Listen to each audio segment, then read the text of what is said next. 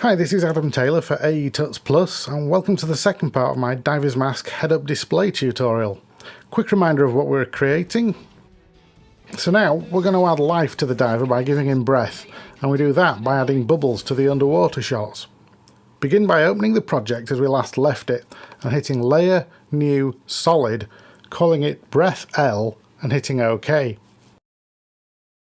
Then add Effect, Stylize, Foam.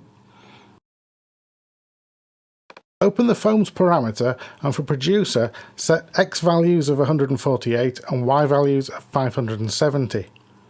The producer X size to 0.25 and the Y size leave at 0.03. Open bubbles and set size to 0.2, a size variance of 2.33, a lifespan of 400. Then open the physics and put an initial speed of 8. The direction 0, wind speed 0, wind direction 5, and actually I'll go back and put wind speed to 0.3 just to give a slight movement.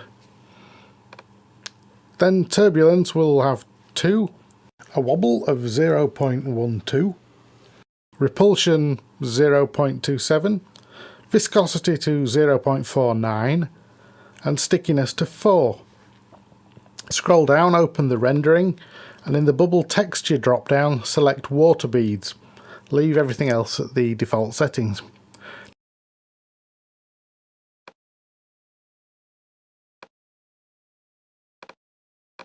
Now scroll back to the top and set the view to rendered.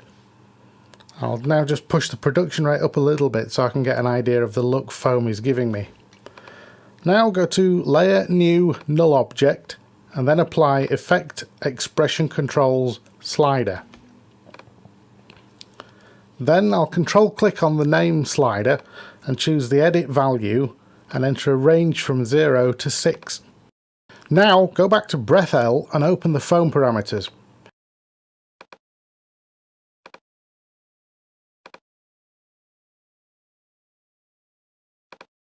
You want to alt-click on the producer rate stopwatch to create an expression. I'll just hit the tilde key to open the window in full screen mode. Now open the null drop downs, grab the production rate expression pick whip and drag it to the slider control. Now remember to ensure the slider is actually open, otherwise the pick whip will fail like it just did for me. This will link the production rate to the slider, so you can now easily animate and keyframe the production rate to simulate the diver's breathing. Now why not just animate the production rate, you might ask? Well, I'm going to be making several duplicates of this foam layer, and whilst I do want to alter some parameters, I also want the breathing rates of all copies of the layer to be the same, and I want to be able to easily edit this later on. Using a single controller is much simpler than having to repeat the work on multiple layers. Now rename the null layer breathing rate. Duplicate the breath L layer twice and rename them breath C and R, obviously indicating center and right, which is where you want to position these layers on screen. And you need to open the parameters for the foam on these layers and make small changes to some of the parameters such as the bubble size, the variance, wobble amounts. You can also scroll to the bottom parameter and enter a different random seed to each layer. Now these little variations will just stop your bubbles looking like cloned layers and will help sell the natural look. I'm just going to jump ahead because you don't want to see me doing all those. Now we're going to keyframe the slider control to create a rhythmical in-out breathing rate. So moving to the first frame on the timeline, hit the stopwatch icon to create a keyframe and enter a slider value of 5. Then move a second up the timeline and in the slider enter 4.16 and a keyframe will automatically be created. Now just move a few frames to 1 second 4 frames, enter a value of 0. Then move to 1 second 24 frames and change the slider to 0.43. Doing this will just give us a few bubbles during that second rather than it being completely clean.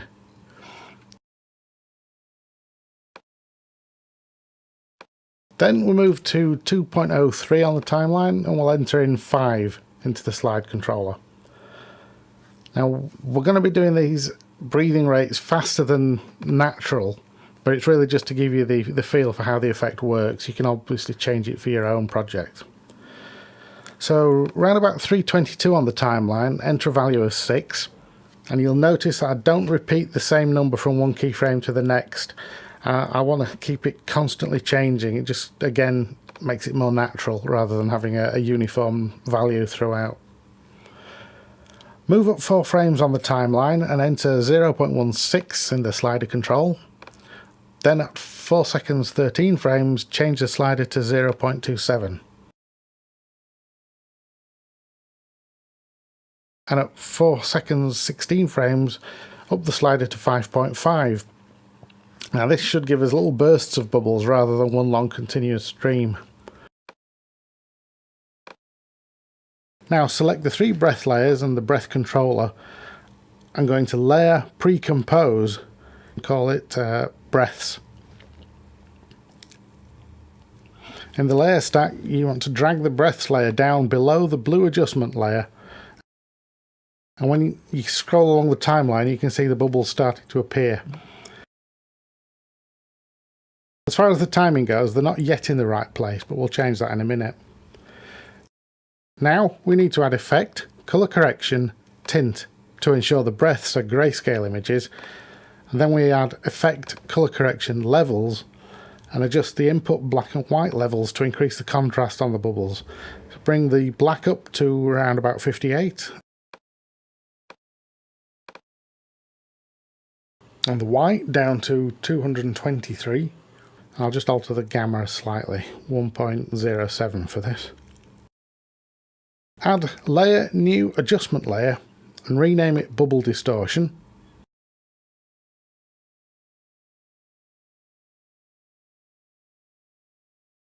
Then move this layer down below the blue adjustment layer.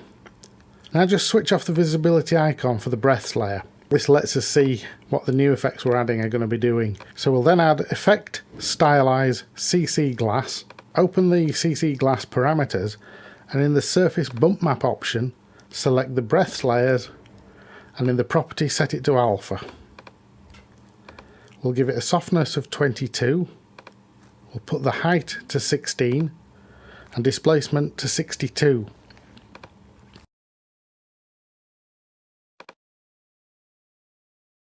In the lighting options, we need to use a point light and give the light height something like 81.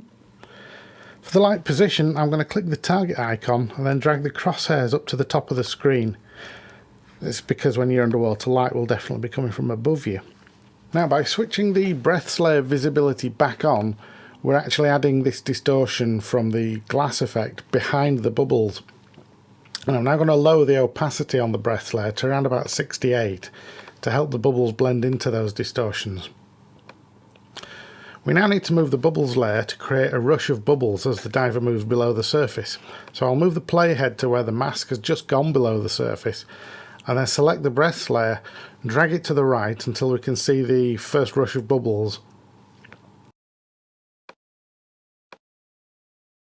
Now we're going to add the heads-up display graphics and really finish off the high-tech look of this project. First, we'll create an audio waveform meter by adding layer, new, solid, calling it audio source, and then add effect, audio, tone. To create an expression, alt-click on the frequency 2 stopwatch and then add the following to the text bar on the layer. Wiggle, open parentheses, 0.2, 240, close parentheses. Then click off the layer just to accept it. This will cause random variations in the audio tone and give you a bit more interest on the meter. Then we need to select the layer and pre-compose it. Then switch off the layer's visibility icon. Now create a layer, new, solid, and call it audio wave. Add the effect, generate, audio waveform and enter the following parameters. For the audio layer, select audio source comp, displayed samples put to 80, a maximum height of 40, audio duration 80, display option you want to pick digital, and click the inside colour swatch and add RGB values of 13, 14 and 206. Then click the outside colour swatch and enter RGB values of 12, 12, 255.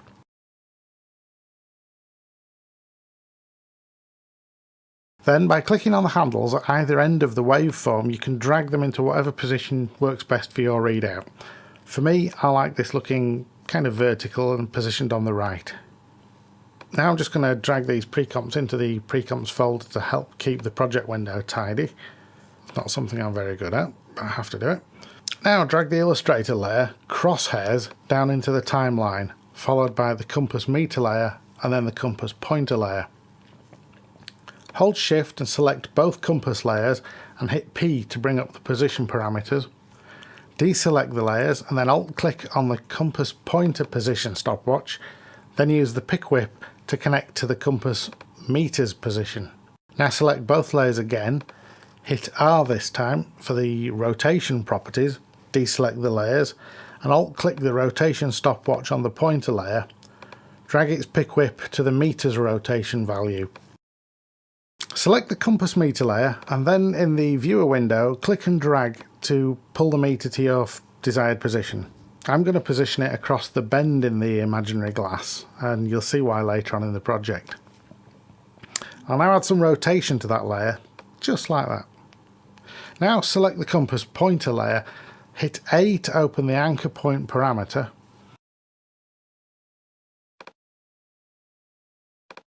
click on the X parameter and drag the cursor to change the value.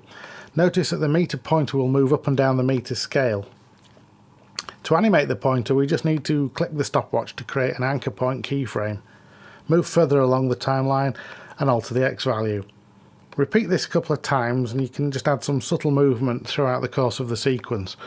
And as we're not really tracking any real sideways movement in the shot, it just adds some visual interest and stops the meters from looking like a static graphic. Once you're happy with the animation, we need to colour the pointer, so select the pointer layer and click Effect, Colour Correction, Tint, and click the Map Black to option and enter 207 into the R setting. Now duplicate the layer and on the lower of the two, add Effect, Blur and Sharpen, Fast Blur, and enter a value of 9 into the blurriness. Now switch back to the project window and drag the two horizon layers down into the timeline. Hit A to open Anchor Position Properties and adjust the Y-axis so that the top layer of the meters line up with the horizontal bar of the crosshairs, which on my computer is at 270. Next select the lower layer, which should be the horizon base, and Alt-click the position stopwatch. Then use the pick whip to link to the horizon meter layer's position properties. Select the horizon meter layer and in the viewer window, drag the meter to the lower right sector of the visor. Now select the horizon meter layer, hit R to open the rotation properties and Alt-click the stopwatch to add an expression. In the text box you want to add the following: wiggle, open parentheses, 2, 5, close parentheses. Now click outside the layer to accept that data and then move your playhead around the timeline to see how the wiggle is affecting the front layer of your artificial horizon. Again, we're not tracking a real movement, we're just creating some visual interest.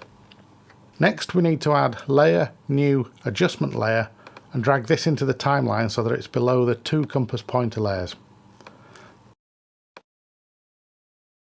Select all the graphics layers, horizon base and meter, compass pointers, audio source comp and audio waveform, and the new adjustment layer, and drag them all down below the visor warp layer.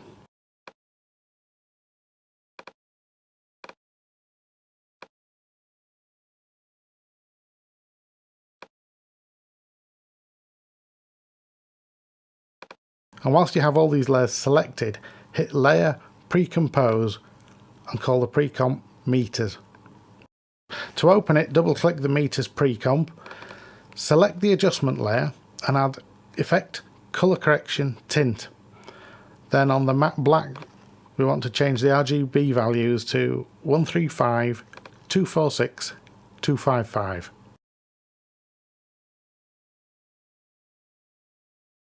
Now you need to ensure that the stack order on the timeline has the 2 pointer layers above the adjustment layer, and everything else should be below the adjustment layer. Select all the layers below the adjustment layer except for the audio source layer and hit Edit, Duplicate. With the tracks still selected, drag them down and release them just above the audio source layer. Now add Layer, New Adjustment Layer, and dragging it halfway down the layer stack, it needs to sit just below the first audio wave layer. Rename the layer Blur Glow. Now add Effect, Blur and Sharpen, Fast Blur, and add a blurriness of 9. This will create a subtle glow behind the meters, and it helps sell the idea that the graphics are light projected onto the glass. Now switch back to Final Comp to view the finished composition.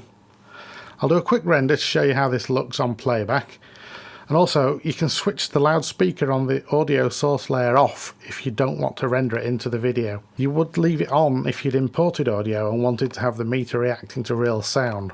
Hope you learned something from my first tutorial, and you can find ways to use these techniques in your own projects. I'll include all the project and image files in the download if you want to have a go yourself. And if you want to see how the same graphics can be used in different yet related looks, then you can have a look on my Vimeo page for the 3 HMAF teasers that I made last year. I'm Adam Taylor for AE Tuts Plus. Thanks very much for watching.